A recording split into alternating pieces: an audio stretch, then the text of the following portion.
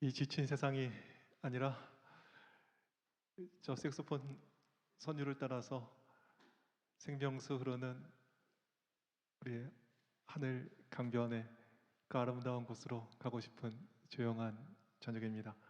귀한 찬양으로 먼저 우리에게 크신 은혜를 주신 우리 선배 목사님 감사합니다.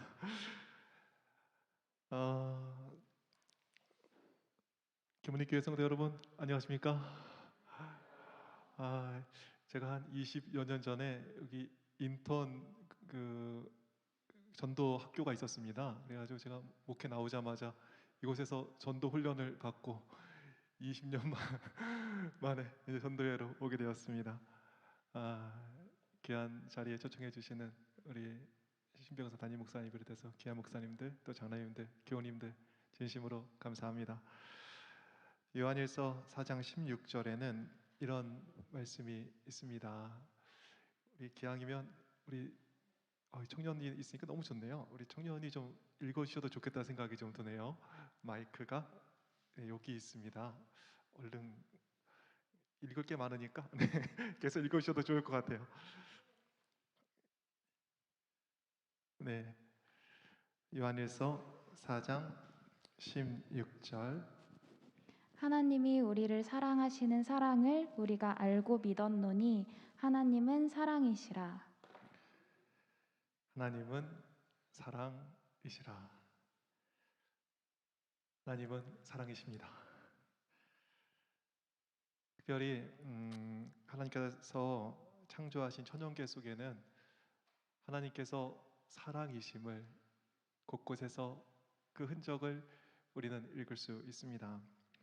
네이버 카페 창조연구소에 그 송경상 장로님께서 쓰신 창조 단상의 글을 읽어보니까 꿀벌 이야기가 쓰여져 있었습니다.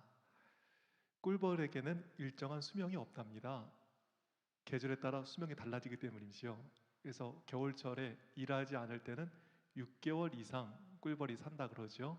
그러나 봄철부터 시작해서 일을 많이 하면 체력이 소진되어서 한 달 이상 살지 못한다고 합니다.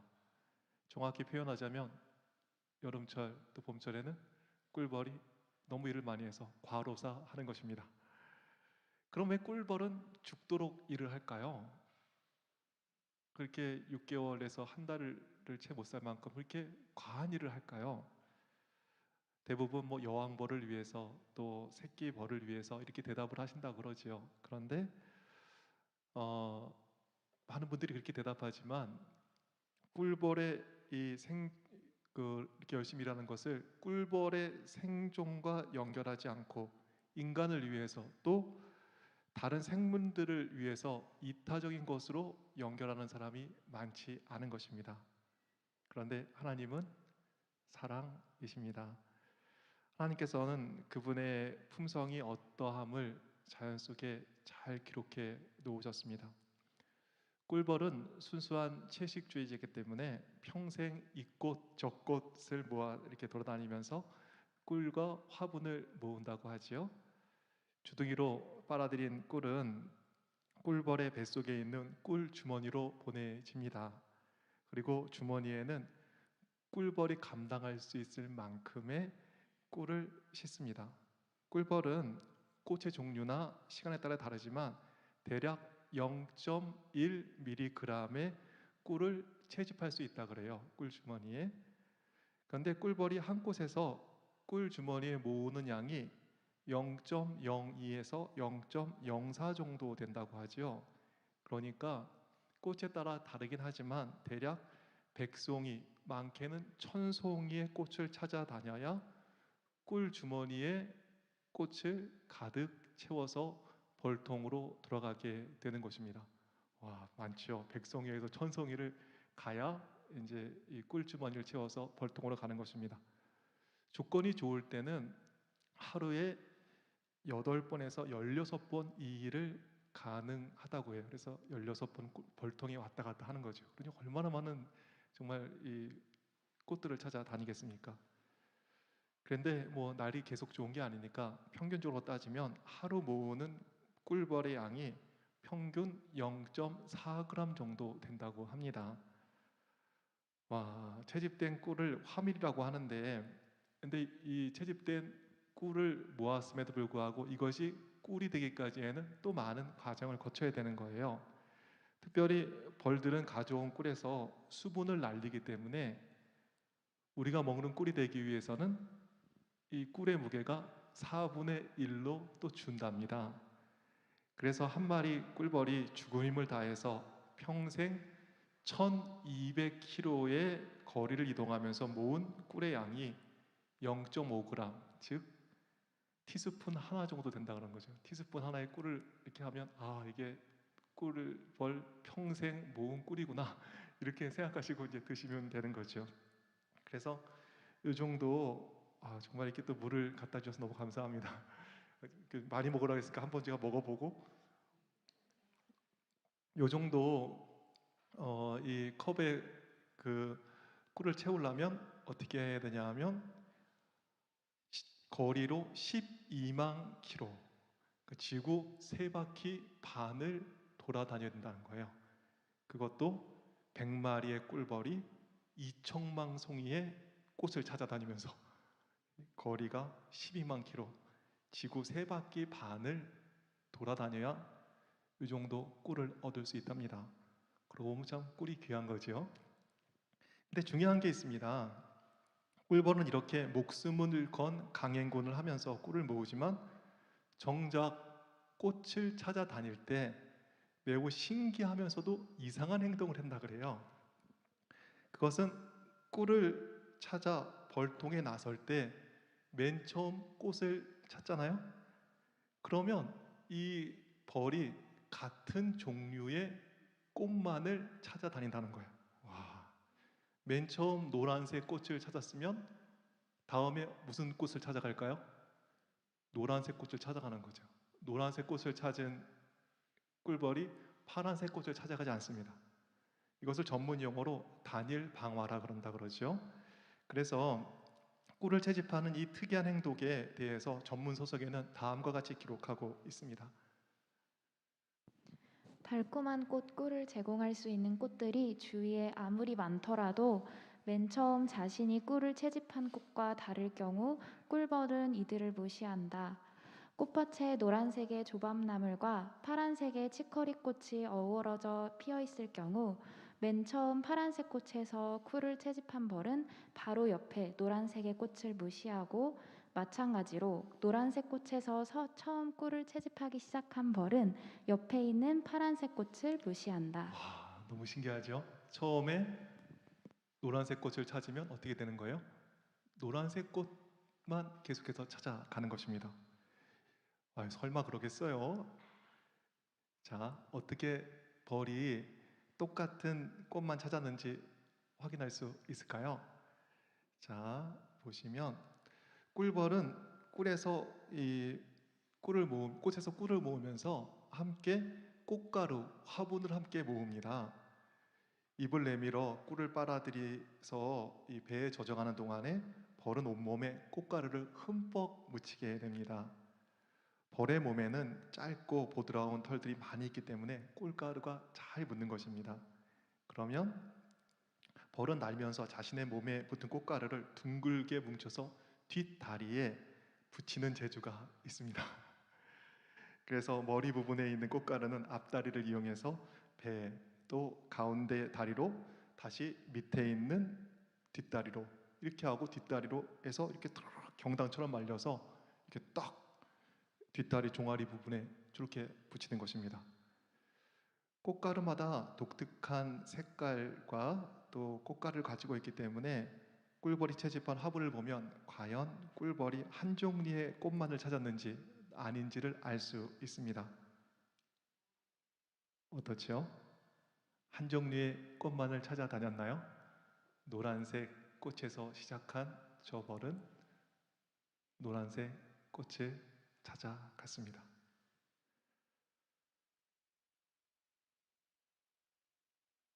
참 신기한 거를 저희가 보는 거죠.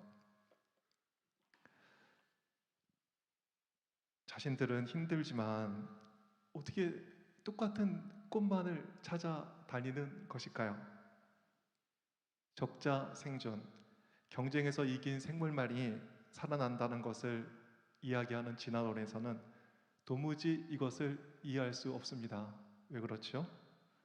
하루에 3천 송이의 꽃을 찾아다니며 죽을 때까지 10만에서 20만 송이의 꽃을 찾아야 기껏 찼을 거락 정도의 이 꿀을 얻을 수 있는 그러한 일임에도 불구하고 바로 옆에 있는 꽃을 멀리하고 멀리 다른 곳에 가서 꽃을 찾는다는 것, 이것은 힘든 결정임이 틀림없습니다.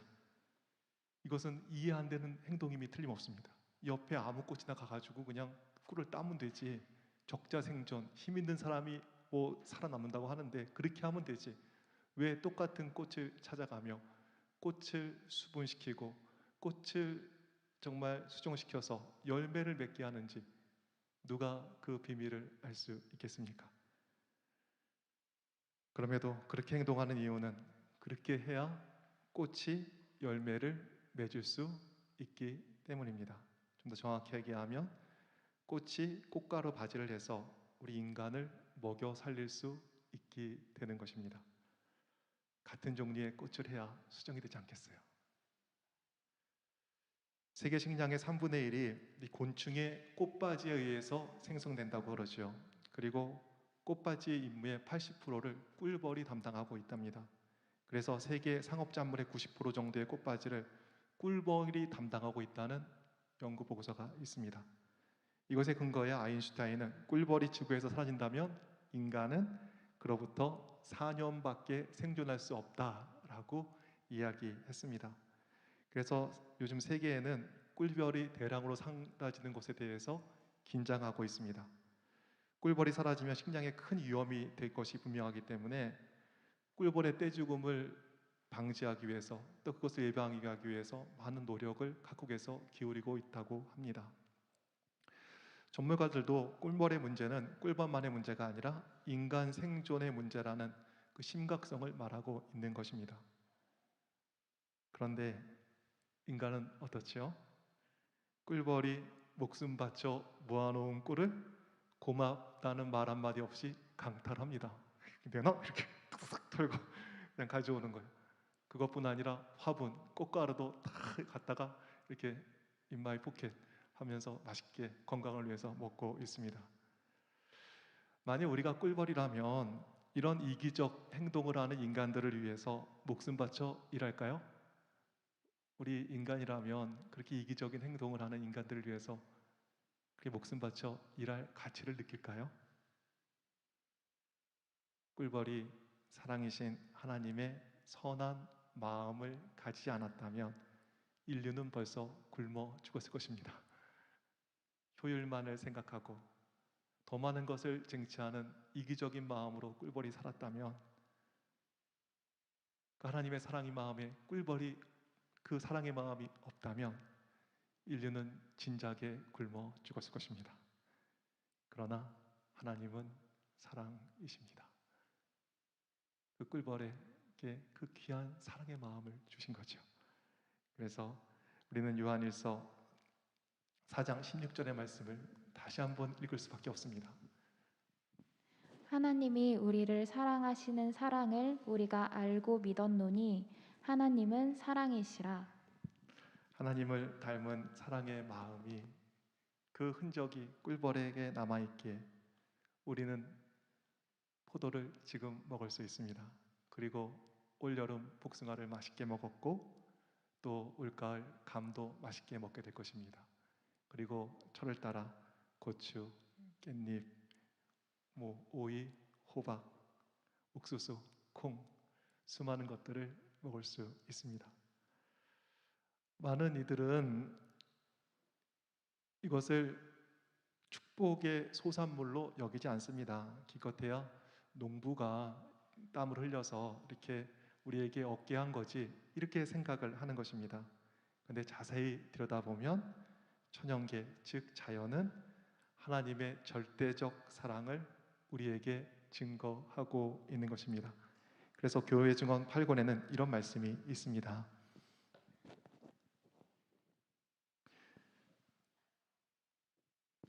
천연계의 사물들은 하나님의 품성의 표현이며 우리는 그것들을 통하여 하나님의 사랑과 능력과 영광을 이해하게 된다. 태초에 하나님이 천지를 창조하셨기 때문에 자연 속에는 하나님의 품성이 들어가 있습니다. 그래서 우리는 천연계를 통해서 하나님의 능력과 영광과 그것과 함께 하나님의 사랑을 더욱 잘 이해할 수 있게 되는 것입니다.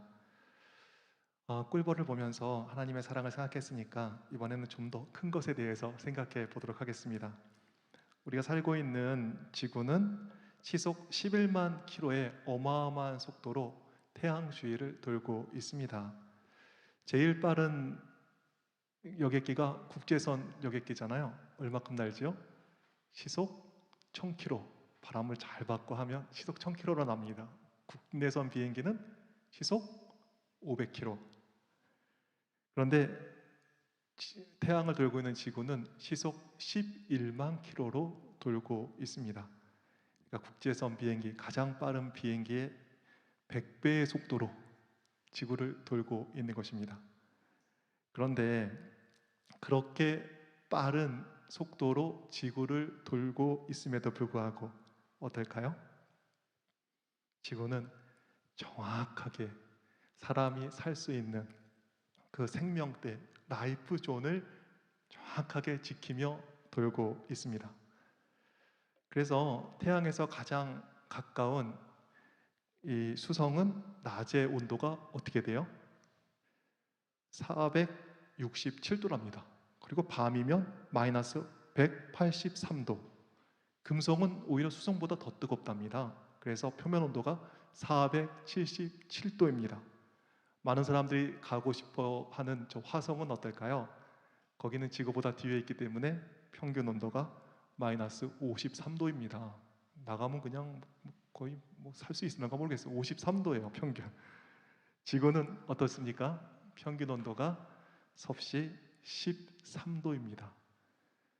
변함없이 정확한 궤도를 도는 지구를 보면서 하나님의 능력과 함께 하나님의 사랑을 우리는 들을 수 있습니다. 소리는 없지만 소리 없이 들려오는 그 하나님의 사랑을 오늘도 들을 수 있는 것입니다. 조금 더 어떨 때는 춥기도 하고 조금 더울 수 있기도 하지만 이 적절한 온도는 하나님은 사랑이시다라는 것을 분명히 우리에게 드러내고 있는 것입니다. 우리가 매일 들이키는 이 공기는 어떨까요? 우리 지구와 가까운 금성은 이산화탄소가 98%이고 산소는 극소량입니다. 많은 사람이 이주하기를 꿈꾸는 화성도 이산화탄소가 95%고 산소는 0.13%입니다. 살 수 있는 곳이 없어요. 숨 쉴 만한 곳이 없습니다. 근데 지구의 공기의 조성비는 어떻습니까? 질소가 78%, 산소가 21%, 이산화탄소가 0.03%입니다. 대기 중에 차지하는 저 이산화탄소의 비율이 0.03%라고 해서 우습게 볼 게 아닙니다. 저게 만약 0.01%라도 증가한다면 소위 온실 효과로 말미암아 지구 전체의 기온이 급상승하게 되고 지구 전체는 정말 몸살을 앓게 될 것입니다. 지금 석탄 연료를 많이 써가지고 이산화탄소량이 좀 증가했다 그러잖아요. 덕분에 어떤 일을 겪죠?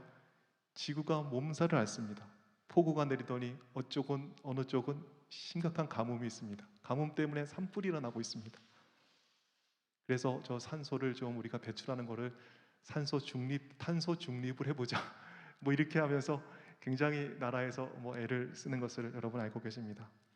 근데 0.03%의 저 이산화탄소 비율이 조물주의 기분에 따라서 변한다면 우리가 살 수 있을까요?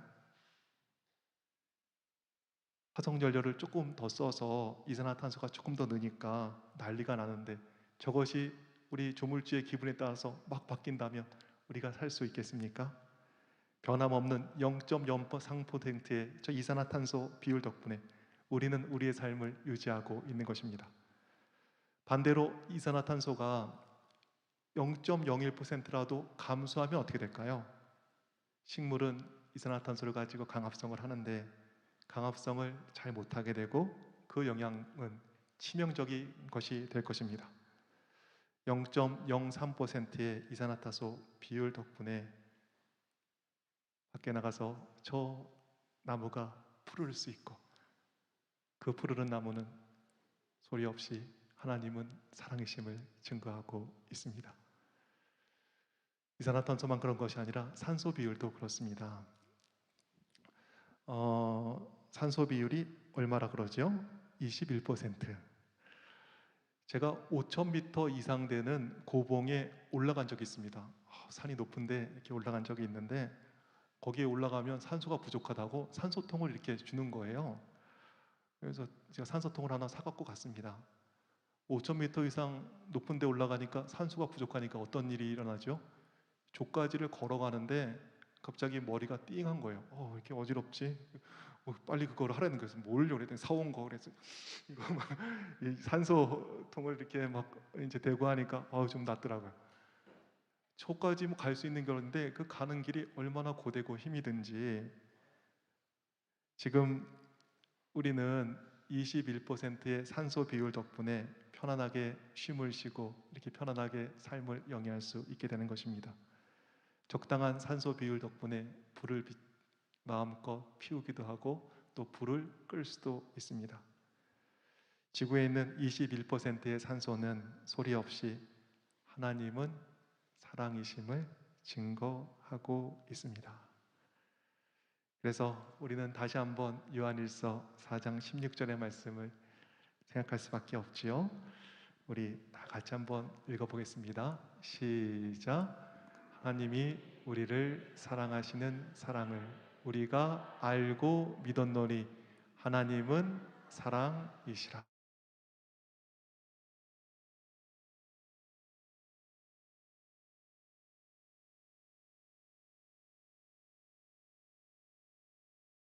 증거하고 있습니다.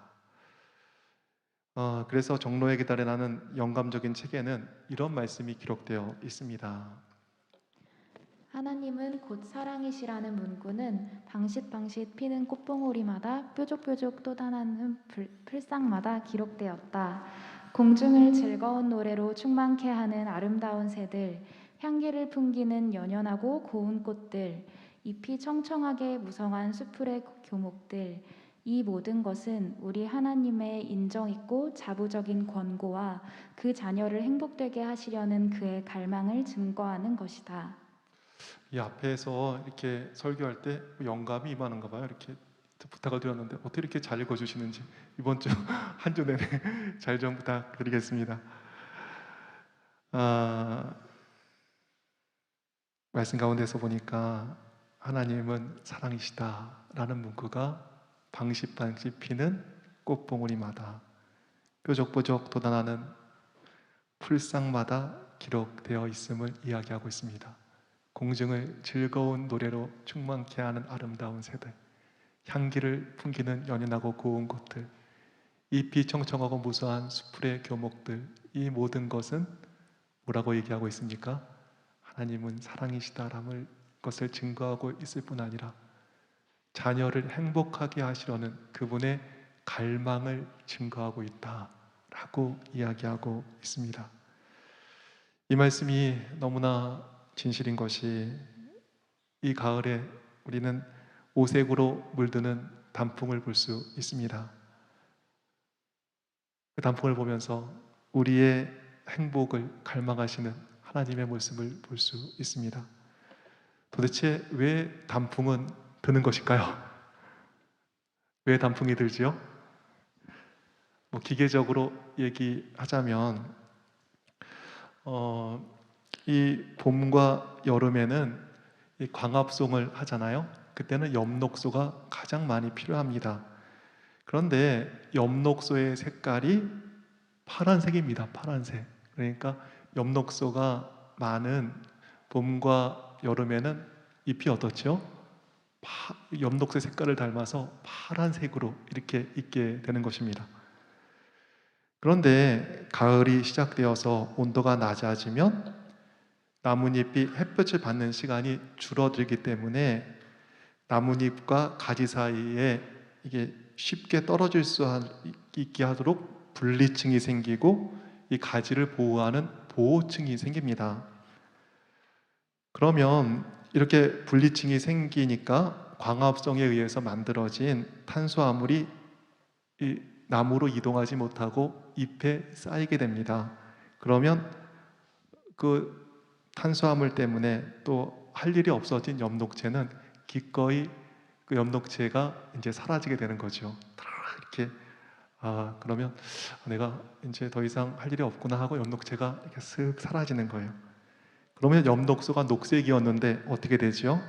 녹색에 의해서 그 가려졌던 다른 색깔들이 나오기 시작합니다. 다른 색소가 이제 파란색에 가려졌던 색소가 드러나는 거예요. 그래서 여기 보시면 엽록새에 가려서 보이지 않던 색소가 나오는데 어떤 색소가 있죠? 여기 안토시아닌 색소가 이렇게 있습니다. 또 무슨 색이 있죠? 카로틴. 그 다음에 무슨 색깔이 있죠? 크산토필. 이 색소가 보이기 시작하는 거예요.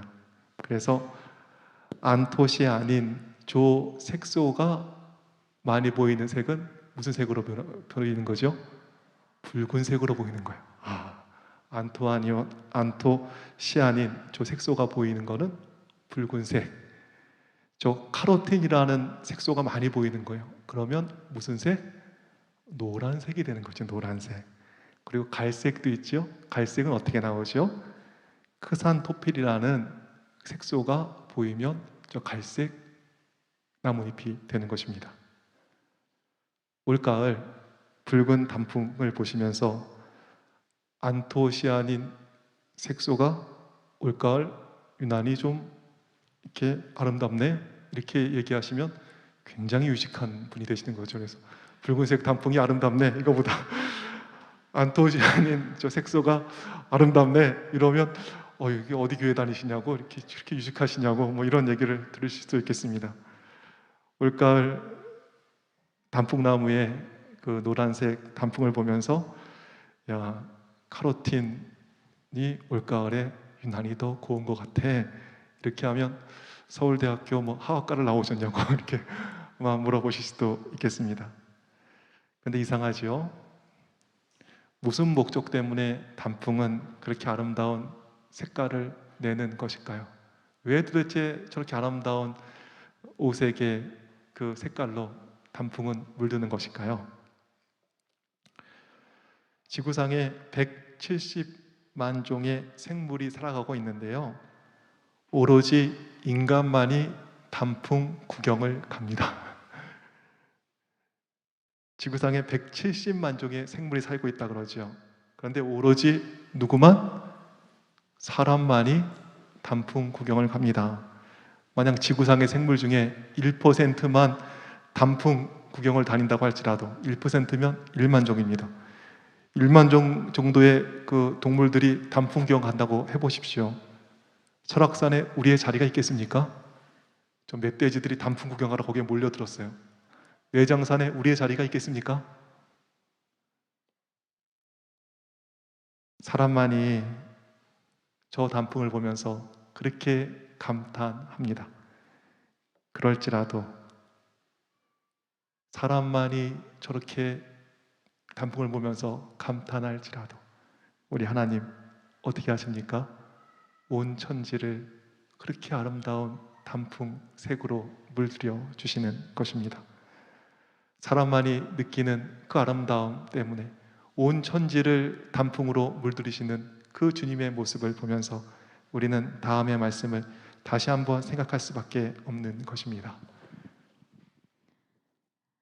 하나님은 곧 사랑이시라는 문구는 방식방식 피는 꽃봉오리마다 뾰족뾰족 돋아나는 풀상마다 기록되었다. 공중을 즐거운 노래로 충만케 하는 아름다운 새들, 향기를 풍기는 연연하고 고운 꽃들, 잎이 청청하게 무성한 수풀의 교목들, 이 모든 것은 우리 하나님의 인정있고 자부적인 권고와 그 자녀를 행복되게 하시려는 그의 갈망을 증거하는 것이다. 우리 하나님, 그분의 자녀들을 행복하게 하시려고 오늘도 많이 낭비하고 계십니다. 우리 하나님, 우리를 향한 일이라면, 우리의 행복을 위한 일이라면 아무리 큰 것이라도 아끼지 않으시는 분이 우리 주님이십니다. 온 세상을 저렇게 알록달록한 단풍으로 옷 입혀 주시는 분, 사람을 위해서, 그분이 우리 주님이십니다. 이 엄청난 사랑을 주시고 우리의 행복을 위해서라면 어떤 것이라도 주실 수 있는 이 하나님의 애절한 갈망에 대하여 우리가 좀 마음을 여셨으면 좋겠습니다. 저 단풍을 보면서 올가을, 아유 참 이 쓸쓸할 일도 많고 이 남자친구도 없는데 단풍은 왜 떨어지는 거야, 이렇게 짜증내지 마시고 되는 일도 없는데 아이고 저렇게 또 우중충하게 또 저렇게 쓸쓸하게 단풍은 지는 거야, 이러지 마시고 봄에 꽃을 보기 전에 그거 너무 길게 기다리는 우리를 위해서 올가을 오색의 저 단풍나무 꽃을 나무에 달아두신 그 하나님의 귀한 사랑을 생각하시면서 그 사랑에 감동받는, 또 그 사랑 때문에 힘을 얻는 우리 모두가 되기를 간절히 바라겠습니다. 그리고 정말 간절히 초청합니다. 우리 하나님은 사랑이십니다. 그 사랑의 마음으로 세상에서 지친 우리 영혼들을, 행복을 잃어버린 영혼들을 우리 주님 초청하십니다. 살기는 살았으나 여전히 힘들고 어려운, 열심히 뭐 살기는 살고 발버둥은 치고 있지만 행복에서 멀어지고 있는 우리를 향해서 우리 주님 귀한 사랑의 초청을 오늘도 저 나뭇잎 사이에서 사랑으로 우리에게 말씀해 주시는 것입니다. 우리 하나님 어떤 분이시라고요? 그 자녀를 행복되게 하시려고 정말 갈망을 이 천년계가 증거하고 있다고 이야기하고 있습니다. 그 사랑의 초청에 우리의 행복을 갈망하시는 하나님의 그 귀한 사랑에 마음을 여시고 크신 사랑 속에서 행복과 또 은혜를 충만히 누리시는 우리 모두의 삶이 되기를 간절히 바라겠습니다. 꼭 오늘 이 자리에 처음 참석하신 영혼이 있으시다면 하나님 여러분의 행복을 너무나 소중히 여기십니다. 그분께 마음을 여신다면 그 귀한 사랑 속에서 남다른 행복을 누릴 수 있음을 기억하시고 하나님께 마음을 여시고 우리 하나님의 크신 사랑 속에 거하는 큰 은혜의 역사가 일어나기를 소망하면서 오늘 말씀 마치도록 하겠습니다.